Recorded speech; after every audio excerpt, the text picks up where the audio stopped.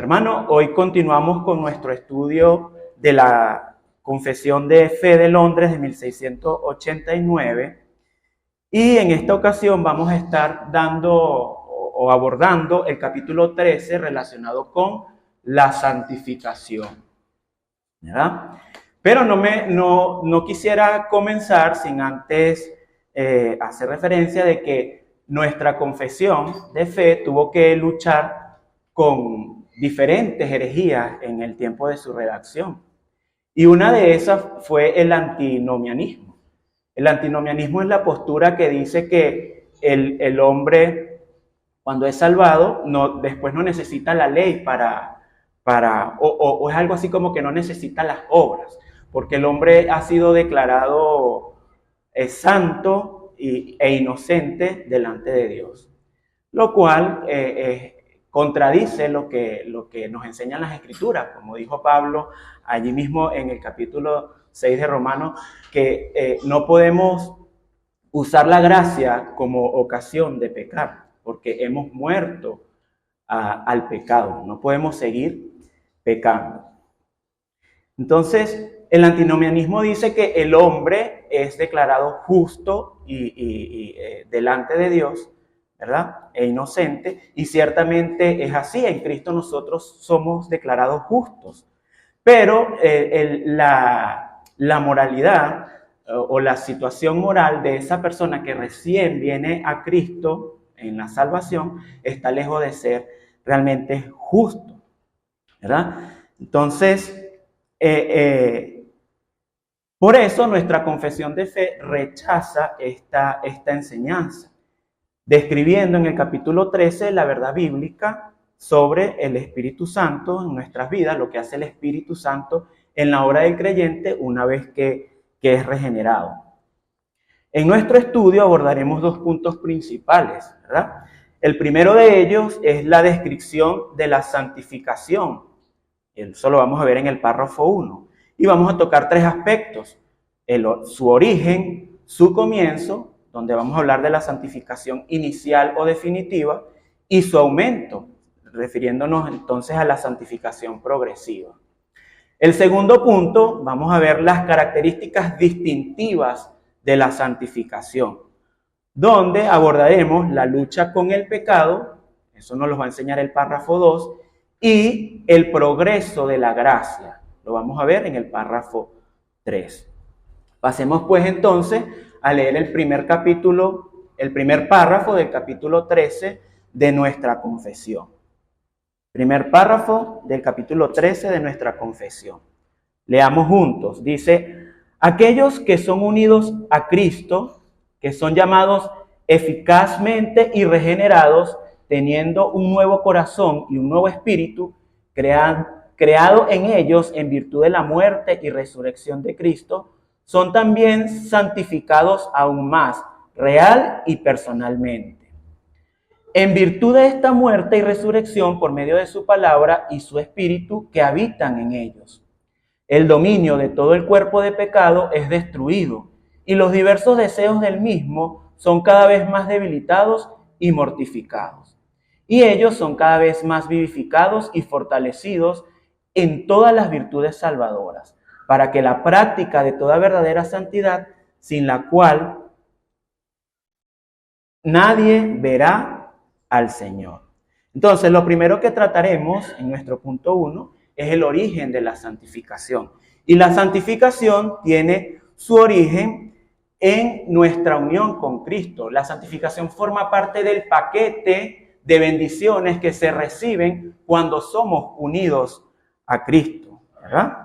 Tal como lo dice, comienza el párrafo diciendo: aquellos que son unidos a Cristo, que son llamados eficazmente y regenerados, y más adelante va a ser santificados. Entonces, no existe tal cosa como una persona que haya sido llamada sin ser justificada, o una persona que haya sido justificada sin ser santificada. La confesión no admite de que una persona pueda recibir la bendición, una de estas bendiciones, sin recibir las otras. O sea, la santificación forma parte de ese paquete de bendiciones que recibimos cuando somos salvados en Cristo, ¿verdad? La Escritura también respalda lo descrito en la confesión cuando dice en 1 Corintios 1:2 lo siguiente: a la iglesia de Dios que está en Corinto, a los santificados en Cristo Jesús, llamados a ser santos con todos los que en cualquier lugar invocan el nombre de nuestro Señor Jesucristo. Nos dice, a los santificados en Cristo Jesús, es decir, todos los que han sido unidos a Cristo, todos los que estamos en Cristo, somos santificados. En otras palabras, no existe tal cosa como un cristiano que no haya sido santificado. La santificación no es un extra para los cristianos, es principal porque es el distintivo del creyente, es lo que nos hace diferentes del mundo y es lo que da evidencia de que somos unidos a Cristo.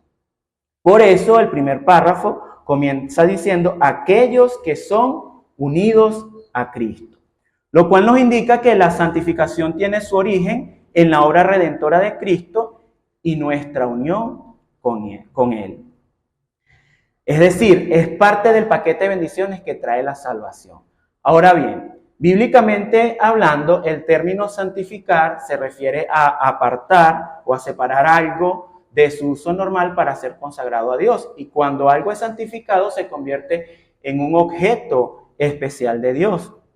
Por otra parte, el término santificación se utiliza para referirse que uno se aparta de la práctica continua del pecado.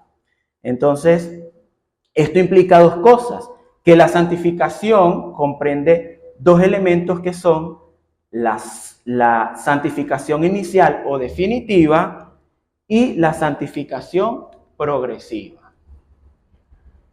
¿verdad? Entonces, estos dos aspectos están registrados en nuestra confesión y forman parte de nuestro primer punto. Veamos primero dónde es que la santificación comienza, el origen, su comienzo. El punto B.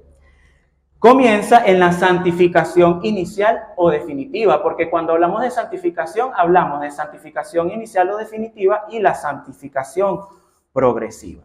La definitiva es aquella que comienza en el momento de nuestra regeneración.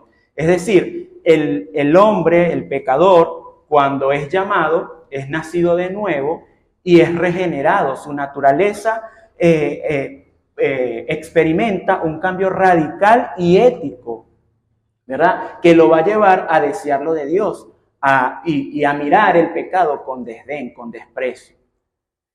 Hay una transformación en nuestra naturaleza cuando somos renovados cuando recibimos la regeneración. Allí comienza la santificación inicial o definitiva. Esta santificación inicial la podemos ver implícita en el párrafo 1 de nuestra confesión, ¿verdad? Donde vamos a leer en nuestra confesión, donde dice, después de, como a mitad del párrafo, dice, son también santificados aún más. Allí vemos la santificación inicial implícita, cuando nos dice santificados aún más. Cuando nos dice aún más, se nos está hablando de un progreso en la santificación. Y cuando se nos habla de un progreso en la santificación, también se nos habla de que esa santificación tuvo un inicio, no comenzó, esa progresión no comenzó en el vacío, tuvo un punto de partida, ¿verdad? Lo que implica que Dios sigue trabajando y que hay un trabajo de Dios en santificar aún más al que inicialmente ya ha sido santificado. Sam Waldron nos dice que el adjetivo santo es usado usualmente en el Nuevo Testamento para llamar a los cristianos o para darle un nombre a los cristianos, ¿verdad?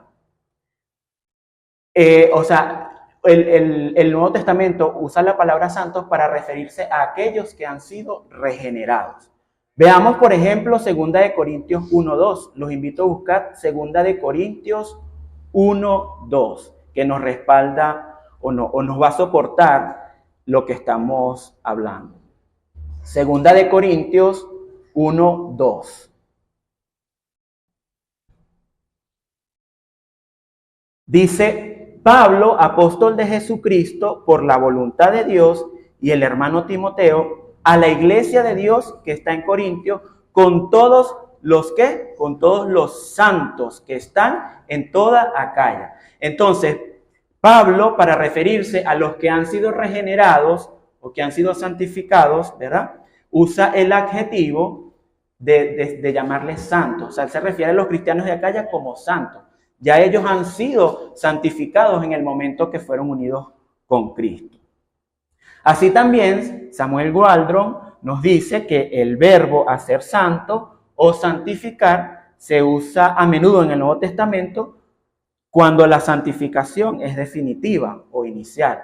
Por ejemplo, 1 Corintios 6:11 dice, 1 Corintios 6:11 dice, y esto erais algunos, mas ya habéis sido lavados, ya habéis sido santificados, ya habéis sido justificados en el nombre del Señor Jesús y por el Espíritu de nuestro Dios. Se nos dice que ya los cristianos han sido santificados, y eso implica que hubo una santificación inicial en el momento en que ellos recibieron a Cristo. Es el distintivo de un creyente con una persona pagana. Hechos 20:32 también nos dice, y ahora, hermanos, os encomiendo a Dios y a la palabra de su gracia, que tiene poder para sobreedificaros y daros herencia con todos los santificados. ¿Verdad? Es evidente entonces que la santificación inicial es una obra que ya se dio, ya fue obrada por el Espíritu Santo en el momento que la persona recibió a Cristo. Esto también implica que la santificación es obrada por Dios, porque cuando leemos estos verbos están en voz pasiva. Cuando un verbo está en voz pasiva, el sujeto recibe la acción del verbo, es decir, el sujeto es pasivo en la acción que está ocurriendo allí. Lo que implica entonces que los cristianos somos pasivos en la obra activa de Dios de santificar, ¿verdad? No podemos santificarnos a nosotros mismos, es Dios el que obra la santificación en nosotros. No podemos regenerarnos a nosotros mismos. Entonces la santificación definitiva implica un cambio moral y ético en nuestro corazón, hay un cambio de naturaleza y esto produce fe, obediencia y pureza sexual. Una nueva situación espiritual que consiste en estar en Cristo con todo lo que eso significa en términos de gracia, perdón, poder y recursos espirituales. Todo esto, dice Waldron, que refuta la santificación meramente posicional. La santificación meramente posicional dice que nosotros somos santificados porque Dios nos aparta del mundo, nos hace parte de su pueblo y nos separa.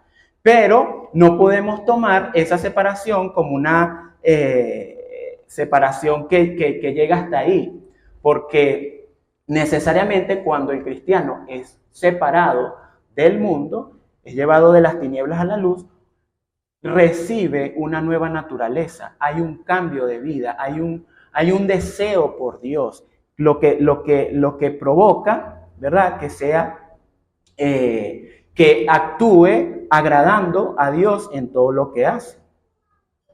Entonces, el pasaje clave para entender esto de la santificación definitiva es Romanos 6, 5 al 6, que fue el que leímos al inicio de la enseñanza, ¿verdad? Ese es nuestro pasaje base y es clave lo que dice ese pasaje cuando nos dice, nuestro viejo hombre fue crucificado juntamente con él, para que el cuerpo del pecado sea destruido, a fin de que no sirvamos más al pecado. ¿Cuándo fue el cuerpo del pecado destruido?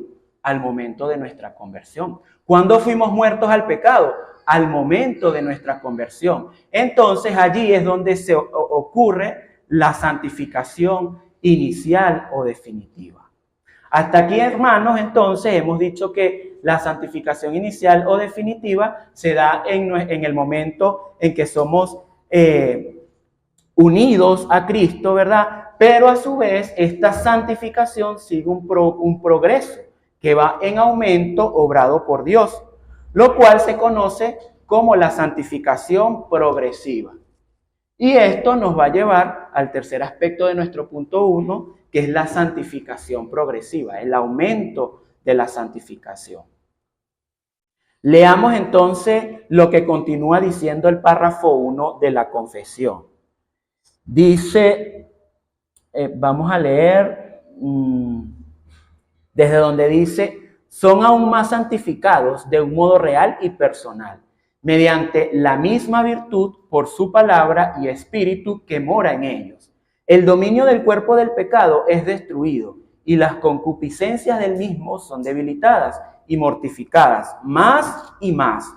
Y ellos son vivificados y fortalecidos en todas las virtudes salvadoras, para la práctica de toda verdadera santidad, sin la cual nadie verá a Dios. Se nos habla entonces que somos aún más santificados, ¿verdad? Y que somos más y más vivificados y fortalecidos en todas las virtudes salvadoras, ¿verdad? Y esta santificación, según dice la confesión, se da en un modo real y personal. ¿Por qué? Porque al momento de ser santificados, nosotros pasamos a tener una relación más íntima con Dios. Y lo que está muerto, espiritualmente hablando en nosotros, es vivificado por el poder del Espíritu para llevarnos a desear tener una relación paternal con Dios. Nuestra relación con Dios es restaurada, ¿verdad? Porque lo que estaba muerto en delitos y pecados es avivado por el Espíritu Santo. En la santificación progresiva hay una brecha desde el momento que inició nuestra regeneración hasta la fecha actual. Y cuando hablamos de que hay una brecha, podemos decir, hermanos, que es un espacio, ¿verdad? O una distancia desde un punto inicial a otro extremo. Desde este punto inicial a otro extremo hay un espacio. Podemos decir que el punto inicial nos va a representar el momento en que nosotros fuimos regenerados o que vinimos a Cristo. Y este punto externo, o este otro punto, nos va a representar la fecha de hoy, el día de hoy. Quiere decir que debe haber una brecha desde el inicio de nuestra conversión hasta el día de hoy. Por lo tanto, yo, como creyente, no debo ser el mismo creyente a la fecha de hoy desde el momento en que conocí al Señor. Porque el pecado que fue perdiendo fuerza en este punto de mi vida cristiana, esa fuerza del pecado se va debilitando cada vez más y más con el pasar del tiempo hasta llegar a dar esa brecha, ¿verdad? Esto significa que yo no debo ser entonces el mismo cristiano hoy que fui ayer y que fui el año pasado, porque Dios ha ido trabajando en mi vida en esa santificación. El Espíritu Santo continúa su obra transformadora después de habernos dado un nuevo corazón. Su presencia en nosotros nos lleva a una relación espiritual restaurada por Dios. Entonces, en esa brecha o en esa santificación progresiva, nosotros en cierto modo vamos creciendo, ¿verdad? Pero vamos decreciendo también. Creciendo en un sentido de que vamos siendo más piadosos, anhelando más la justicia o volviéndonos más a la imagen de Dios, pero a su vez decreciendo porque el pecado que nos gobernaba y del cual éramos esclavos ya no se enseñorea de nosotros y va perdiendo fuerza, se va debilitando en nuestras vidas. En ese sentido, entonces, vamos creciendo en santidad y decreciendo en pecado.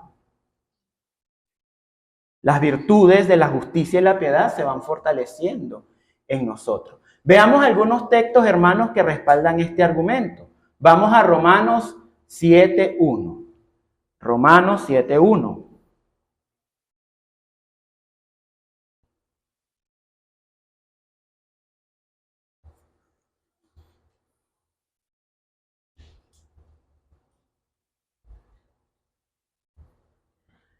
Dice, así que, amados, puesto que tenemos tales promesas, limpiémonos de toda contaminación de carne y de espíritu, perfeccionando la santidad en el temor de Dios. ¿Qué nos dice? Perfeccionando la santidad en el temor de Dios.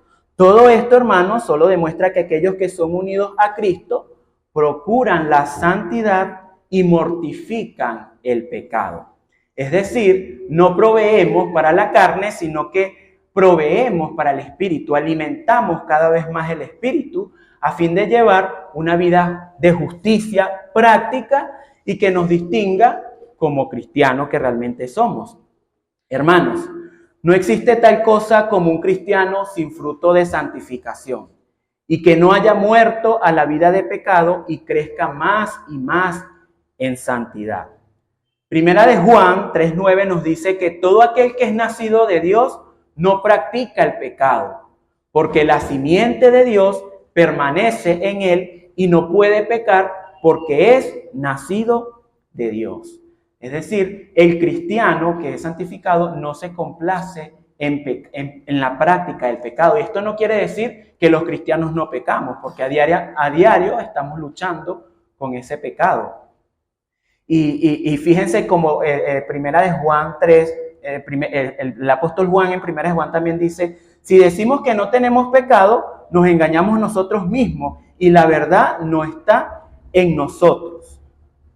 De manera entonces que no significa que nosotros como cristianos no pequemos, sino que no lo hacemos como antes de conocer a Dios, porque antes nos deleitábamos y nos gozábamos en pecar, pero ahora procuramos no pecar para evitar ofender a Dios, y si caemos en pecado, no hay un gusto, no hay una complacencia, no nos deleitamos en ese pecado como solíamos hacerlo en nuestra vida pasada, ¿verdad? No practicamos el pecado deliberadamente.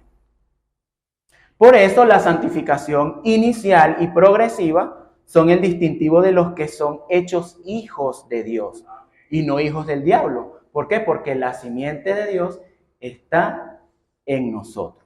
Como Murray dijo sabiamente, hay una diferencia total entre pecado que sobrevive y el pecado que reina.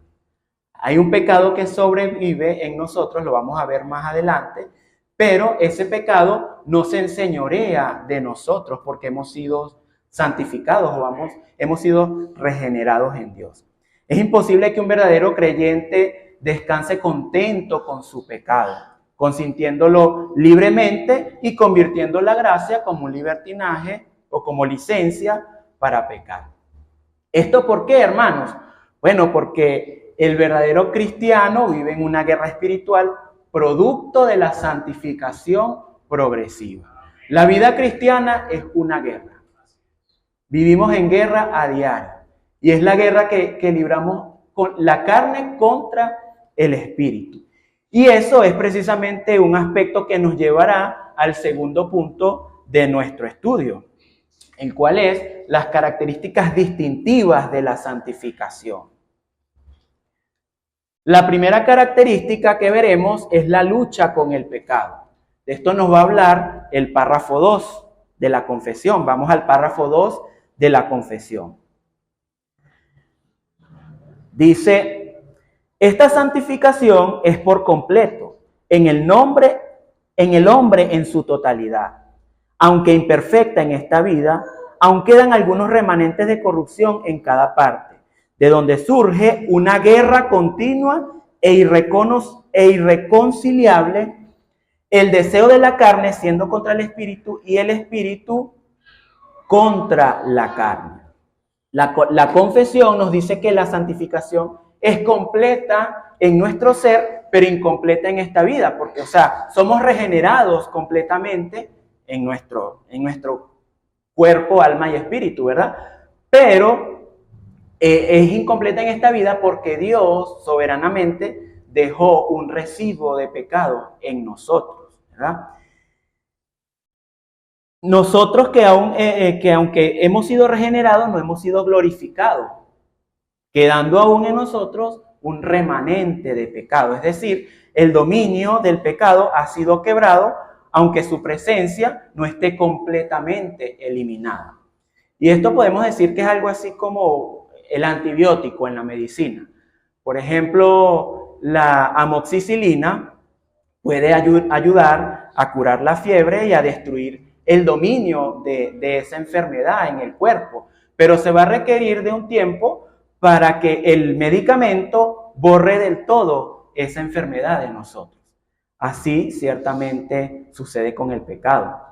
Aunque el enemigo ha sido vencido, ¿verdad? Y nosotros hemos sido regenerados, diariamente recibimos los ataques de las fuerzas del mal, que son las tentaciones, ¿verdad? Nosotros vivimos haciendo frente a las tentaciones. Y es imposible que un verdadero creyente conviva contento con su pecado sin hacer frente al mismo. Un verdadero creyente no se rinde al pecado, sino que lucha contra él y con la ayuda del Espíritu Santo lo vence. No da cabida deliberada al pecado en su vida. Esta es la misma lucha que presentaba el apóstol Pablo en Romanos 7, cuando él decía, bueno, lo que quiero hacer es eso no hago, pero el bien que está en mí no puedo hacerlo, ¿verdad? Porque hallo que en mí hay un cuerpo de pecado o un remanente de pecado, parafraseándolo de alguna forma. El mismo apóstol Pablo vivía en una guerra, queriendo hacer el bien y teniendo que sojuzgar sobre ese pecado remanente que había en él para poder hacer ese bien y vivir una vida agradable delante de Dios. Esa es la misma lucha que nosotros tenemos a diario, ¿verdad? Al igual que Pablo, todo cristiano verdadero puede decir como él dijo en ese mismo pasaje, miserable de mí, ¿quién me librara de este cuerpo de muerte? Pablo se lamenta de su pecado, reconoce su propia pecaminosidad y no se deja caer en la trampa de vivir practicando el pecado continua y deliberadamente. La doctrina de la santificación entonces implica una guerra constante contra el pecado y esto nos llama a reflexión.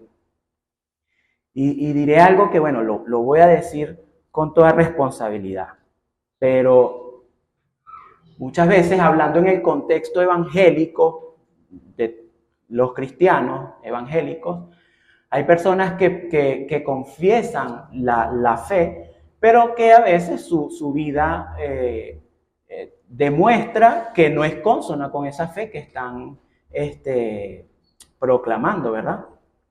Y eso muchas veces puede hacernos dudar de su conversión. Y no quiero decir que, bueno, nosotros vamos a decir quién es salvo y quién no, porque la salvación es de Jehová. Y solamente el Señor sabe lo que pasa en el corazón de cada ser humano. Solamente el Señor sabe los que son suyos.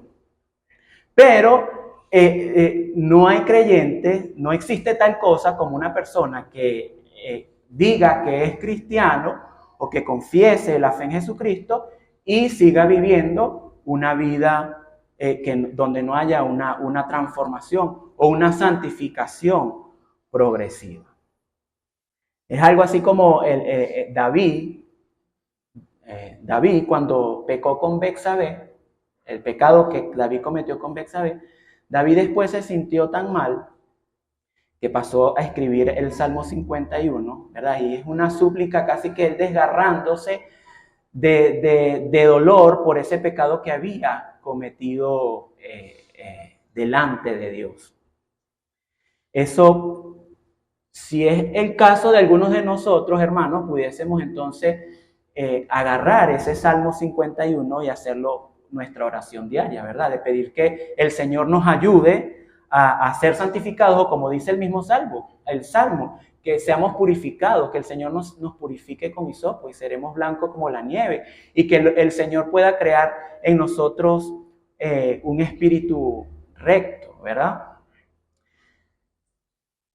Una vez más, hermanos, el verdadero creyente, aunque lucha con el pecado remanente, sale victorioso sobre él. puesto que el Espíritu proporciona la fuerza santificadora, mientras que estos deben seguir la obediencia evangélica. Y eso precisamente trata el tercer párrafo del capítulo en estudio, que lo vamos a ver. El segundo aspecto es el progreso de la gracia.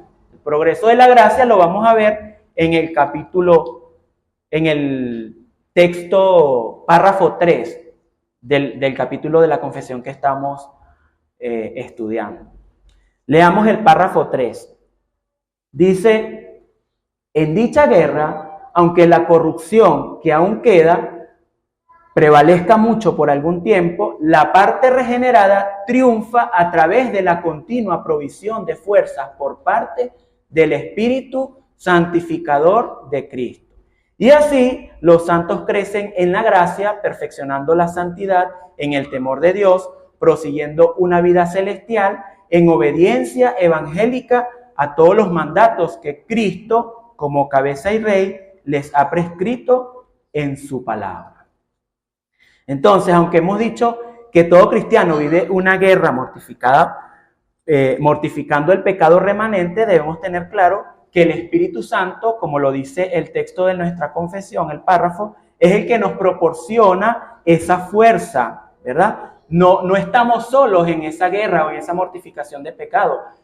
Recibimos por el poder del Espíritu la fuerza para poder vencer sobre las tentaciones y sobre el pecado. Sí, y aunque nosotros tenemos parte responsable en esta guerra, la victoria que nos viene dada es por el poder del Espíritu que mora en nosotros, como dice Filipenses 2:13. Porque Dios es el que produce en vosotros el querer como el hacer por su buena voluntad. Es Dios que crea en nosotros una nueva naturaleza, es Dios quien nos da la fuerza para vencer el pecado, es Dios quien nos anima, quien nos advierte y nos capacita para hacer lo que realmente debemos hacer, lo que Él nos demanda, ¿verdad?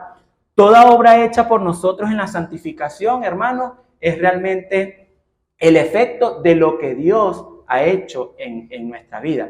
De hecho, el poder nosotros anhelar el no pecar es porque, o evitar el pecado, es porque Dios es el que pone en nosotros el querer como el hacer para poder obrar y ejecutar toda buena obra.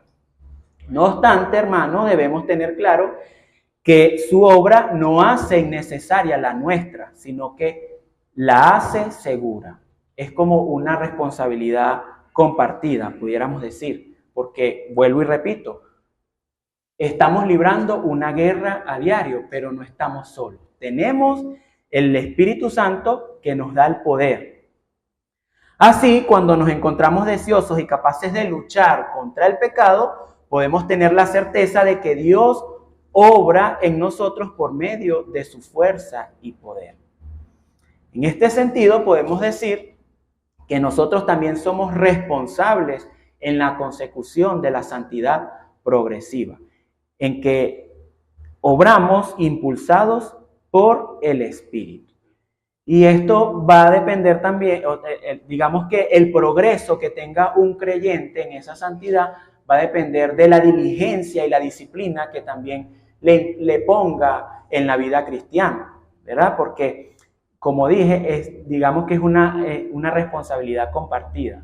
Dios nos da el poder, pero también nosotros debemos hacer nuestra parte. Es algo así como el sustento o el alimento que tenemos a diario en nuestra mesa.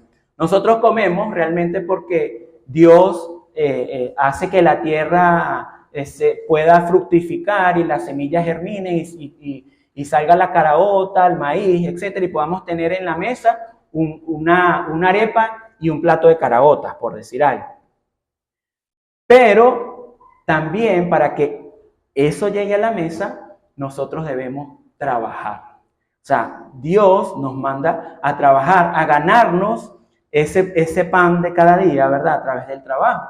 Entonces, es algo así, es una responsabilidad compartida. Dios crea el alimento, hace que el alimento se pueda generar, pero nosotros, para acceder al alimento, debemos trabajar. Así también sucede en la santificación. A.W. Pink dijo: la santidad es tanto un privilegio como un deber, un don divino y un logro humano. Todo esto nos permite mencionar los medios de gracia, ¿verdad? Porque como entonces somos responsables, Dios nos ha dado los medios de gracia, ¿verdad? Para crecer en santidad, y es nuestra responsabilidad en usar esos medios de gracia diligentemente para ser efectivos y poder crecer en la santidad. Por ejemplo, tenemos la palabra, que es un medio de gracia, ¿verdad? Meditar en la palabra. De hecho, Jesucristo en la oración sacerdotal dijo: Señor, santifícalos en tu verdad. Tu palabra es la verdad. Entonces, el poder que hay en la palabra que nos va a limpiar, nos va a santificar, ¿verdad? Y nos va a llevar a crecer progresivamente en esa justicia y en esa piedad. También tenemos los sacramentos. La Santa Cena es un medio de gracia dejado por el Señor para crecer en santidad. La oración nos permite crecer en una relación más íntima con nuestro Señor. Y aún la disciplina, porque a veces las situaciones difíciles que el Señor permite que atravesemos, a veces nos trabajan hasta el ego y la arrogancia. Una vida cómoda nos puede llevar a estar satisfechos en nosotros mismos. Entonces, hermanos, el Espíritu Santo hace que estos medios de gracia sean eficaces en la vida de los creyentes para su santificación y temor a Dios. No podemos caer entonces en esto del antinomianismo. Y damos gloria a Dios por la santificación, ¿verdad? Alguien dijo una vez que por la confesión, damos gracias por la confesión. Alguien dijo una vez que la confesión es como la cerradura de la puerta, que cierra la puerta contra la herejía, y cuando la herejía quiere entrar, la confesión, que es esa cerradura, le impide la entrada. Entonces damos gracias a Dios, ¿verdad? Y que el Señor nos ayude en la santificación, a no tener una santificación posicional, o no decir que, bueno, somos creyentes y que no luchemos con ese pecado. Que el Señor nos ayude, hermanos. Vamos a orar. Padre, Señor, te damos gracias por tu palabra, por este estudio, Señor.